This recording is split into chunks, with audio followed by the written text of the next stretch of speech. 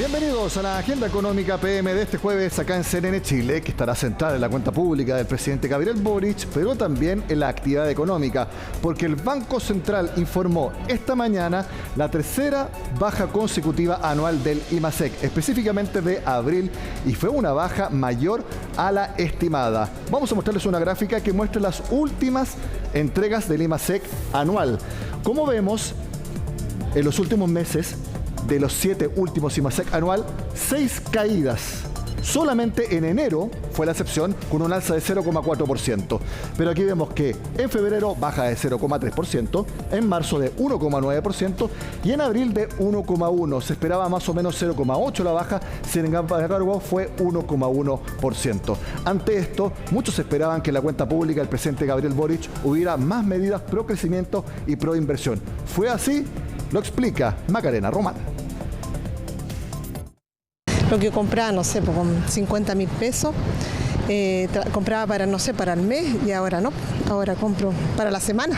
María Luisa reconoce que su capacidad económica ha sido altamente impactada durante los últimos 3 meses. Ahora gasta en una semana lo que antes desembolsaba en un mes, lo que también repercute en la cantidad de productos que se lleva a su hogar. Por ejemplo, yo tomo leche descremada. Antes me compraba 2 bolsas para el mes, ahora me compro una y la hago durar para el mes.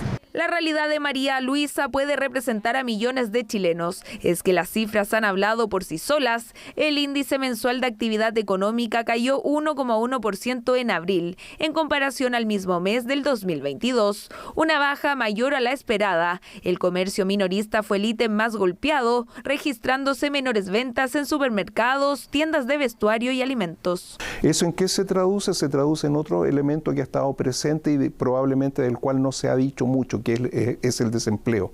Una tendencia del IMASEC que viene desde los últimos 7 meses, con excepción de enero cuando marcó un alza de 0,4%. Sin embargo, desde Hacienda aseguran que la cifra de abril refleja que el consumo y demanda interna se han ido ajustando más rápido de lo proyectado. Eso con seguridad nos va a llevar a que también la inflación se ajuste más rápido de lo previsto, y el Banco Central tendrá que ponderar esos antecedentes al momento de tomar sus próximas decisiones de política monetaria. En el mercado creen que la tasa de interés comenzará a bajar en julio y lo seguirá haciendo en adelante. Proyectamos que la tasa de política monetaria va a bajar a 7,5% en diciembre de este año. Prácticamente todos los gremios privados esperaban que medidas pro crecimiento y la inversión estuvieran dentro de la segunda cuenta pública del presidente Gabriel Boric, más aún luego del conocido IMASEC, pero ambos temas no fueron protagonistas. En la instancia solo se comprometió la inversión de 50.000 millones de pesos para la creación de nuevos empleos. Este año terminaremos de digitalizar los permisos sectoriales críticos para que toda la tramitación sea vía electrónica y una ventanilla única. Y para abordar este problema de raíz, además, en el segundo semestre ingresaremos al Congreso una ley de reforma integral a la tramitación de más de 300 permisos sectoriales. Eché de menos que el presidente se pronunciara profundamente respecto de una asociación público-privada en materia de inversión y crecimiento económico, más allá de los subsidios a la creación de empleo, que también, por cierto, que es importante porque apoya a la pequeña y mediana empresa. Medidas del gobierno que tendrán que salir adelante, pese a que las proyecciones no son del todo positivas en crecimiento durante este año. Para los próximos 3 IMASEC se mantendrían las bajas anuales. Los números son menos malos al revisar el IMASEC desestacionalizado, que como ustedes saben, compara un mes con el inmediatamente anterior. Aquí vemos cómo ha sido este indicador en los últimos meses. Nos vamos a centrar en los últimos indicadores. 0,4% crecimiento en diciembre, 0,5% en enero, hubo caída en febrero y marzo, pero al menos en abril fue exactamente el mismo número que respecto a marzo. Se mantiene. Eso al menos da un indicador de que mes a mes la economía está menos mal de lo que estamos viendo anualmente. Bueno, ahora sí hablamos de la cuenta pública, la segunda del presidente Gabriel Boric, porque en la antesala se esperaba que la reforma tributaria fuera una gran protagonista, pero no fue de la manera en que se esperaba, porque si bien no hubo ningún indicador concreto de cómo será la versión 2.0 de la reforma tributaria, lo que sí hubo es que gran parte de las medidas comprometidas por el presidente Boric dependen que se apruebe la reforma tributaria. ¿Qué pasó también con la reforma de pensiones? Lo cuenta Paul Follert. ¿Qué tienen en común estas palabras? Y aliviar la carga de las deudas educativas que parecen eternas, reducir en un 40% los tiempos de espera, tiene una deuda histórica con los profesores generada en dictadura. Todas están directamente relacionadas a la aprobación de la reforma tributaria en el Congreso. Ese fue uno de los principales ejes de la cuenta pública del presidente Gabriel Boric. Sabemos las deudas que debemos saldar y estamos abiertos a construir una hoja de ruta común para lograrlo. Lo que ahora corresponde es saber si este Congreso comparte o no este espíritu. Y si es así, confío en que lograremos encontrar las herramientas para construir un nuevo pacto fiscal. El mandatario confirmó que insistirá con la reforma que fue rechazada a principios de marzo en la Cámara. 71 en contra, 3 abstenciones. Rechazado. Esta vez lo hará a fines de julio, donde insistirá con la reforma tributaria en el Senado. Que hoy día, para estimular la inversión, lo primero que necesitamos, lo más importante, que no equipara ninguna otra medida, es despejar el tema tributario, despejar la incertidumbre en materia tributaria. Pero la estrategia del mandatario de unir la reforma tributaria con el destino de medidas como el fin al CAE, el pago de la deuda histórica de profesores o la reducción de las listas de espera fue duramente criticado por la oposición y gremios empresariales. Y los profesores y profesoras, ¿a quienes tienen que reclamarles, a quienes han rechazado la reforma tributaria? Se mencionó para todas las políticas sociales el tema de la reforma tributaria. Hoy día es como la solución mágica para todo y eso también hace que el tema sea poco creíble. Y todo lo que no hace y no puede hacer es culpa de la reforma tributaria. En circunstancias que no habló nada de probidad, no habló nada de disminuir el gasto público. Mi preocupación grande es que todo está sujeto a la reforma tributaria. Se refirió muchas veces el presidente a aquello y claramente no vemos un ajuste al gasto del Estado, no vemos un ajuste a la modernización del Estado. Es re fácil hablar de seguridad ciudadana si no están los recursos, es re fácil decir mejoren las pensiones si no están los recursos. Hay que una vez por todas sacar una reforma tributaria adelante. Entre las medidas que estarían supeditadas a la aprobación de la reforma tributaria, también aparece el financiamiento de la reforma de pensiones. Desde el gobierno reconocen que el diseño a través de cuentas nacionales no tiene suficiente apoyo en el Congreso, escenario que comenzó a abrir las puertas para un plan B, donde no descartan el diseño que reveló esta semana el ex subsecretario de Previsión Social. Y me di a la tarea de diseñar una alternativa sin cuentas nacionales, con propiedad, heredabilidad y libre elección. Las cuentas nacionales no tienen una adhesión dentro del Congreso y eso es un dato realidad con el que tenemos que vivir si queremos sacar adelante una reforma de las pensiones. Por lo mismo, estamos disponibles para proponerles otros mecanismos. Sí, más que razonable. O sea, Larraín se pueden decir muchas cosas ahora en medio de toda esta polémica, pero tenía razón, ha sido escuchado, es sensato y me parece que ahí hay un punto de equilibrio perfectamente viable para destrabar la reforma de pensiones. Pero la medida no convence a todos en el oficialismo, particularmente en Apruebo Dignidad. Yo la verdad es que no creo que esa sea la forma de llevar a cabo un diálogo político. Y creo que todo aporte extra de los empleadores debería ir a un seguro social administrado además por un ente público, y lo de las cuentas nacionales es una manera de registrar cuánto aporta cada uno. O sea, no le gusta esta opción, lo entendemos. No me gusta esa opción. Los chilenos quieren que el grueso de los fondos vayan a su cuenta individual y que sean heredables esos fondos. Hasta ahora el gobierno lo que ha planteado es completamente distinto. Así, el gobierno juega sus cartas principales del programa a través de la reforma tributaria, que ingresaría a fines de julio en el Senado, donde necesitará 2/3 para su aprobación. Revisamos ahora la primera declaración pública de la nueva presidenta de la SOFOFA, Rosario Navarro, precisamente sobre la cuenta pública del presidente Boric. Rosario señala que valora el tono y el énfasis puesto en seguridad. Sin embargo, echaron de menos propuestas más robustas que reactiven la inversión y apuntan en la actividad económica, que sean pro crecimiento y pro empleo. Respecto al anuncio de que a fines de julio se insistirá en el Senado para retomar la reforma tributaria, les preocupa que si no hay crecimiento y se hipoteca el desarrollo futuro buscando recaudación, sea sumamente peligroso. También vemos lo que señaló la Sociedad Nacional de Agricultura. Antonio Walker, su presidente, señala que le habría gustado escuchar anuncios para mejorar el financiamiento de Corfo y Banco Estado. Esto le surge ya que están enfrentando una grave falta de liquidez y capital de trabajo. Al regreso de la pausa en Agenda Económica, seguimos analizando la opinión del sector privado de la cuenta pública del presidente Gabriel Boric. Estará con nosotros el presidente de la CPC, Ricardo Medes. Ya volvemos.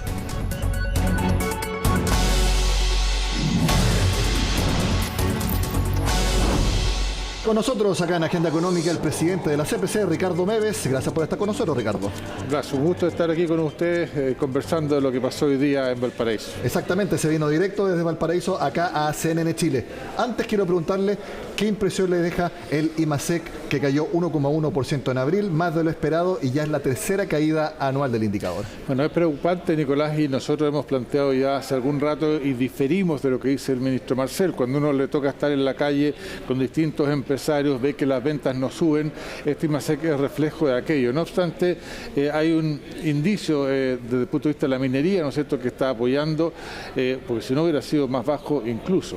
Entonces, claramente estamos preocupados, Chile no está creciendo y se requieren urgentemente medidas pro inversión, pro crecimiento económico, porque es lo que además termina generando con buenos empleos. Y el comercio es que está tirando para abajo principalmente la economía de los últimos meses. Así es, y eso también, como ya tenemos una historia, ¿no es cierto?, desde el comercio que fue, sabemos, muy bueno el año 20, pero sí, hoy día claramente eso no es así, las ventas han decaído, vemos los resultados de las compañías en el último tiempo a propósito de los últimos directorios y juntas de accionistas, y claramente los resultados son malos. Ustedes hace bastante tiempo que vienen pidiendo, específicamente para la cuenta pública de este jueves, medidas pro crecimiento, pro inversión. Y uno pensaba que tras el Banco Central publicara el IMASEC de esta mañana, la urgencia por conocer medidas fuera aún mayor. Sin embargo, aparte de las medidas para agilizar permisos sectoriales, digitalización, prácticamente no hubo ninguna medida anunciada por el gobierno. No, relevemos un poco eso. Esas medidas yo creo que son buenas desde el punto de vista de la productividad que nosotros necesitamos, pero claramente nuevas medidas que le inyecten una mirada optimista, pro crecimiento, pro inversión a nuestro país, eso lamentablemente no estaba en el discurso del presidente. Nosotros pensamos que no solamente aquí hay litio, hidrógeno verde o cobre, hay otras industrias, la industria pesquera, la industria logística, los puertos. Tenemos competencia en Perú, ¿no es cierto?, respecto a los puertos, y claramente no hubo ningún indicio de qué vamos a hacer en materia de inversiones en esos otros sectores, y eso también es preocupante. Ahora, no estuvo en la cuenta pública, pero ustedes se reunieron hace 2 semanas con el ministro de Hacienda. ¿Ahí les planteó medidas que puedan sí ser presentadas próximamente? La verdad es que no, fue un poco al revés. Nosotros le planteamos todas nuestras inquietudes a la luz de la última elección que tuvimos aquí en Chile y cuál iba a ser la propuesta del gobierno entonces en materia de crecimiento e inversión, y fue en la práctica un decálogo de situaciones distintas que nosotros le planteamos. No hubo nada concreto, quedamos que íbamos a esperar la cuenta pública del presidente, y claramente hoy día nos extraña que a la luz de los resultados económicos, donde el ministro ha sido bastante optimista, él está acostumbrado y bien a ver el vaso medio lleno, nosotros somos más escépticos, y de alguna manera este IMASEC hoy día a nosotros nos está dando la razón. Hablemos de la cuenta pública. Se anticipaba que la reforma tributaria iba a ser protagonista. No lo fue en cuanto a medidas concretas que vaya a anunciar el gobierno. Sí dijo y confirmó que va a insistir en el Senado a partir de fines de julio. Si bien no hay medidas concretas, sí llamó mucho la atención la gran cantidad de programas y medidas anunciadas por el gobierno, y que explícitamente el presidente Boric dijo que dependen de la aprobación de la reforma tributaria. Así es. Déjame relevar un aspecto que creo que es importante, Nicolás. Yo creo que el tono del presidente, del llamado a construir diálogo social, a realmente avanzar, creo que es positivo. Pero por otro lado, entonces, cuando ancla todas las medidas o una buena parte de las medidas a la reforma tributaria, nos preocupa. No vaya a ser cosa que le pase lo mismo que le pasó con la nueva Constitución, que fue rechazada, el texto de la Constitución que fue rechazada en septiembre pasado. Anclar todo a una reforma tributaria me parece que es peligroso, desde el punto de vista de que puede salir nuevamente rechazada. Y además hay otro elemento que para nosotros es tremendamente importante. No hubo ningún anuncio respecto de cuáles son los cambios que venían o que van a venir en esta nueva reforma, en esta nueva propuesta, de la cual los ministros, los subsecretarios van a tener que ir a conversar con los distintos sectores, pero no tenemos nada nuevo. Y la verdad es que si llegan con el mismo producto, probablemente en el Senado no va a haber espacio de negociación. Sí, y ahí hay un problema adicional, porque al insistir en el Senado, luego del rechazo de la Cámara Baja, sube el quórum para que se apruebe la reforma tributaria, 2/3. Y eso obliga a que más cantidad de senadores tengan que ponerse de acuerdo en esta reforma tributaria 2.0, de la cual, como usted dice, no conocemos nada. No conocemos nada. Y además es tan importante esta reforma de cara a la reforma de pensiones, que lo hemos dicho hasta el cansancio. Es fundamental que este nuevo proyecto de reforma de pensiones realmente avance y lleguemos a un acuerdo entre todos los sectores, un acuerdo que realmente proteja al que está por jubilar.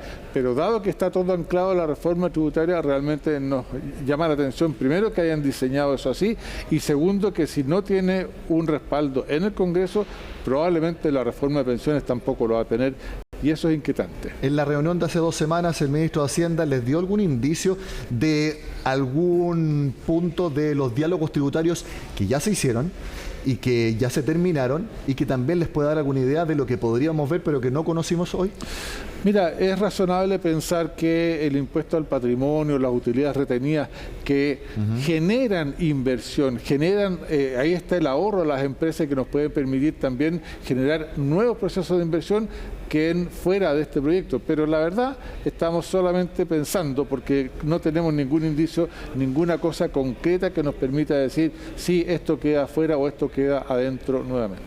El ministro dijo que lo más importante para el crecimiento es cerrar las incertidumbres. El hecho de que ahora gran parte de las medidas anunciadas dependa de una reforma tributaria de la cual no conocemos nada, ¿eso cómo impacta en esta incertidumbre? Es bastante complejo, Nicolás. ¿Por qué? Nosotros hemos planteado, entre otras cosas, que hoy día hay recursos que ir a recoger del 19% de la evasión de IVA. Hay recursos en los 800 millones de dólares de contrabando de cigarrillos.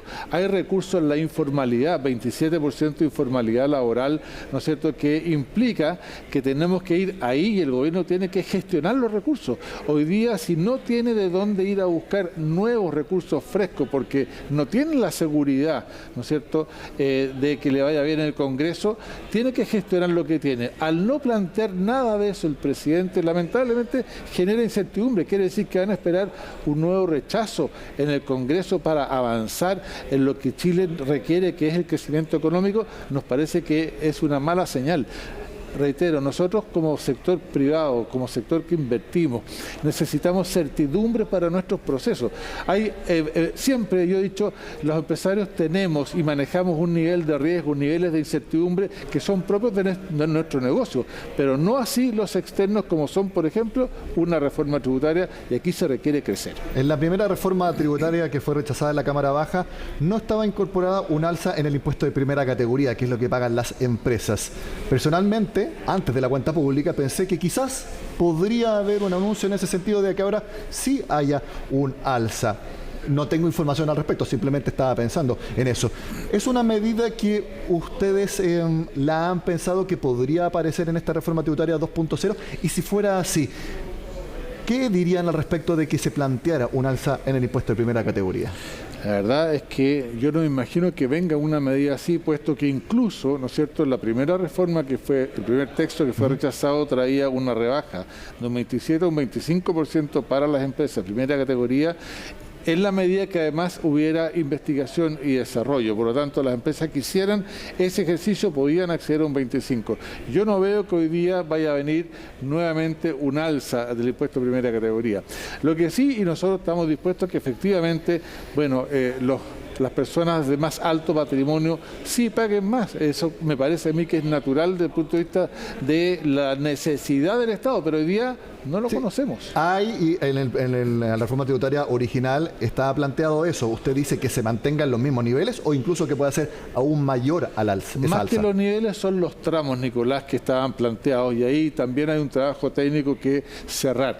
Pero claramente el foco hoy día, desde nuestro punto de vista del gobierno, tiene que ir a recuperar lo que está: informalidad, evasión, elusión y claramente el contrabando, que hoy día suma una buena cantidad de millones de dólares, pero además lo esencial mayor crecimiento sobre el 3 o 4% que permite generar 1 o 2 puntos por cada punto de crecimiento. Son 800 millones de dólares que van directo a la vena del país. Bueno, dentro de las cosas que señaló el presidente Boric que dependen de la reforma tributaria y que se apruebe es el alza de la pensión garantizada universal, que es parte de las pensiones en nuestro país. Y la reforma de pensiones precisamente tiene que llevar esa pensión garantizada universal a 250.000 pesos de aquí al final de la administración Boric. Tampoco conocimos nada respecto a la reforma de pensiones que se tiene que rediseñar. Ha estado la polémica en los últimos días, pero lo que parece ya absolutamente concreto es que no habrá cuentas nacionales. No solamente porque lo esbozó acá en Agenda Económica el lunes el ex subsecretario de Previsión Social diciendo que ese era el plan B que estaba diseñado y que él estaba proponiendo, sino que hoy en el Congreso, luego de la cuenta pública, en conversación con Mónica Rincón, la propia ministra Jara reconoció que las cuentas nacionales no generan adhesión en el Congreso y que tienen que presentar una alternativa. ¿Qué le parece que en una eventual reforma de pensiones también 2.0 no haya cuentas nacionales? Bueno, yo creo que es algo que de alguna manera, si lo anunció el ex subsecretario, es porque en el diseño nuevo ya estaban fuera.